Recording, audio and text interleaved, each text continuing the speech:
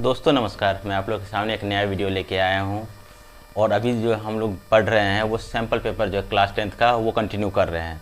इससे पहले के वीडियो में मैंने 19 क्वेश्चन तक जो है मैंने कंप्लीट करवा दिया था।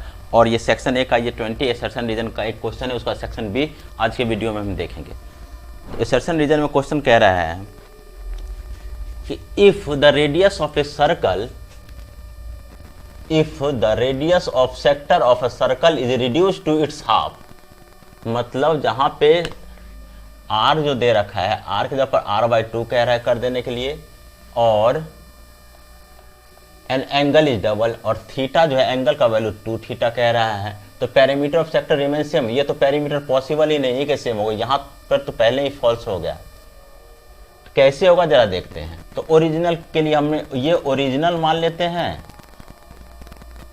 ओरिजिनल ये हो गया, और ये हमारे पास ये जो है ये पार्ट जो है ये ओरिजिनल हो गया, और ये हमारे पास न्यू हो गया। अब क्वेश्चन क्या कह रहा है यहाँ पे कि रेडियस ऑफ सेक्टर, सेक्टर मान लेते एक सर्कल है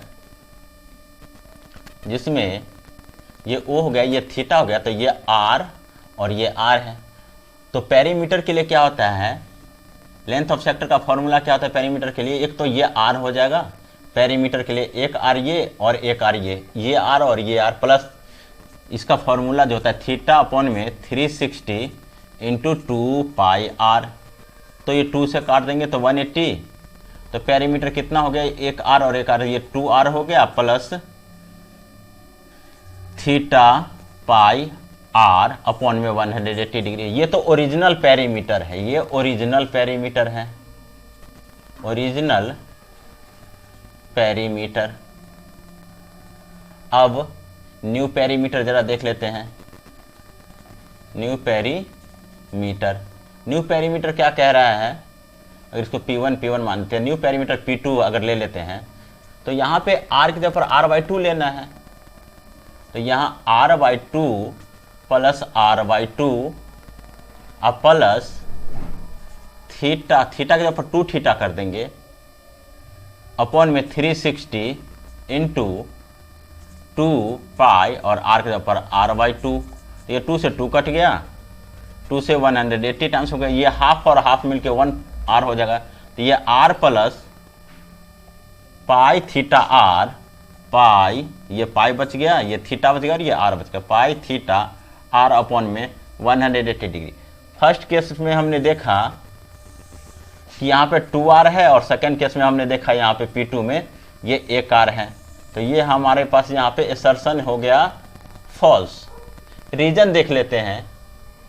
रीजन कह रहा है कि the length of arc subtending angle theta at the centre of the circle of radius r equal to pi r theta upon 180। तो हम जानते हैं पेरीमीटर का क्या फॉर्मूला होता है लेंथ ऑफ आर्क के लिए, थीटा अपॉन में 360, थीटा अपॉन में 360 इंटू 2 पाई आर।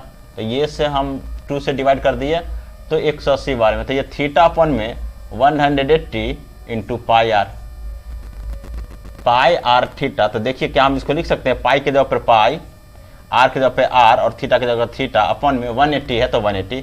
तो इसका मतलब है कि रीजन हमारा ट्रू हो गया। ये तो टिक है, रीजन हमारा क्या हो गया, ट्रू हो गया, रीजन हमारा ये असर्शन हो गया। अच्छा ठीक था, असर्शन फॉल्स हो गया और रीजन हमारा क्या हो जाएगा, ट्रू हो गया। तो इसका मतलब ऑप्शन नंबर इसमें,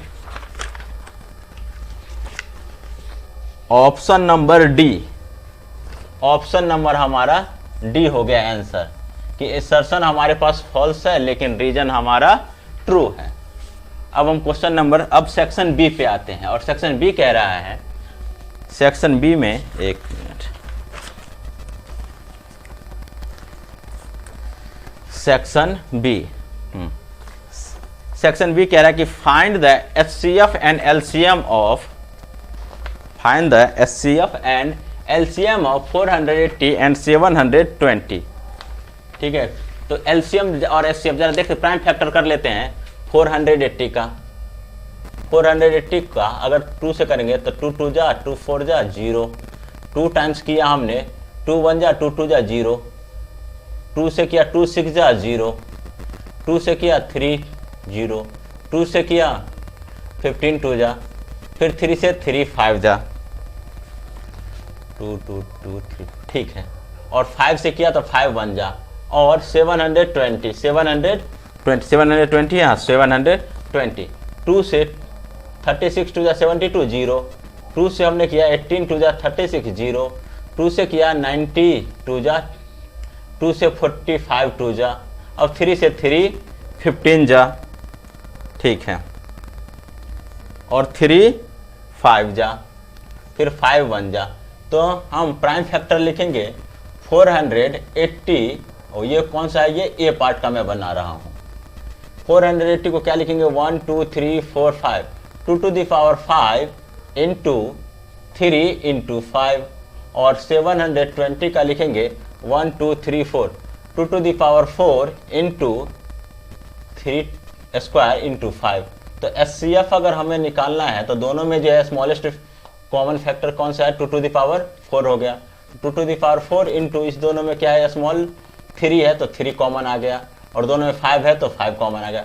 हमने देखा कि ये दोनों में मिल रहा है तो एक बार लिख लिया, ये दोनों में मिल रहा है तो 2 बार, ये दोनों में मिल रहा है 3 बार, और ये दोनों में मिल रहा है 4 बार। तो 2 to the power 4 हो गया, मतलब 2 to the power 4 16, 2 2 जा 4 2 जा 8 2 जा 16 इंटू, अब ये दोनों में 3 भी मिल रहा है और दोनों में 5 भी मिल रहा है, 3 5 जा 15। अब 15 16 को हम मल्टीप्लाई कर देंगे, 15 6 जा 90, और 15 1 जा 15, और 9 24। ये हमारे पास एचसीएफ आ गया। एचसीएफ हो गया कितना, 240। और एलसीएम देख लेते हैं। एलसीएम तो जो दोनों में ग्रेटर कौन सा है, 2 to the power 5, तो 2 to the power 5 into 3 square into 5, 2 to the 4 4 2 जा 8 8 2 जा 32 हो गया, और ये हो गया 9 इंटू 5। 32 को 45 से मल्टीप्लाई कर देंगे, 32 को 45 से मल्टीप्लाई कर देंगे तो हमारे पास आंसर आ गया 1440। ये हमारे पास एलसीएम आ गया, ये हमारे पास आंसर आ गया, ठीक है। अब इसका जो है नेक्स्ट क्वेश्चन बी पार्ट कह रहा है,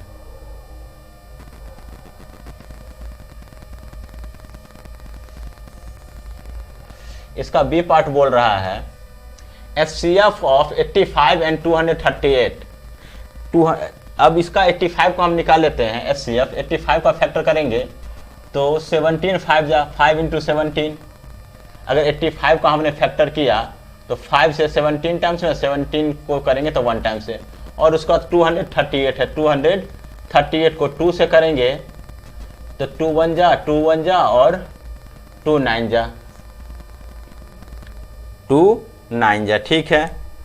और 7 से करेंगे, 7 से तो 7, एक मिनट यहीं पे कर लेते, 200 कितना है ये, 238। 2 से 2 1 जा 2 1 जा 2 9 जा, और 7 से 7 1 जा 7 7 जा, फिर 17 टाइम्स में 1, तो हमारे पास ये आ गया 238 का फैक्टर हमने किया 2 इंटू 7 इंटू 17। तो एचसीएफ हमारे पास दोनों में कितना आ गया, ये दोनों में 17 मिल रहा है, तो दोनों में एचसीएफ हमारे पास 17। अब ये एचसीएफ का वैल्यू दे रखा है, नाउ किस फॉर्म में एचसीएफ, एचसीएफ का मतलब है कि 85 m माइनस 238 17 के इक्वल है, तो 85 m जो है वो 17 प्लस 238 के इक्वल होगा। तो m का वैल्यू कितना हो जाएगा हमारे पास, ये 7 और 8 15 कैरी 1 1 1 2 और 3 5, और ये 255, और ये अपॉन में हम यहाँ पे 85 कर देंगे, 85 3 टाइम्स में कट रहा है, तो m का वैल्यू हमारे पास कितना आ गया 3। तो इस तरह से ये हमारे पास ए पार्ट का आंसर ये हो गया। ए पार्ट का आंसर हमारे पास एचसीएफ हो गया 240 और एलसीएम 1440, और बी पार्ट का जो है एचसीएफ हो गया 17 और एम का वैल्यू आ गया 3। अब हम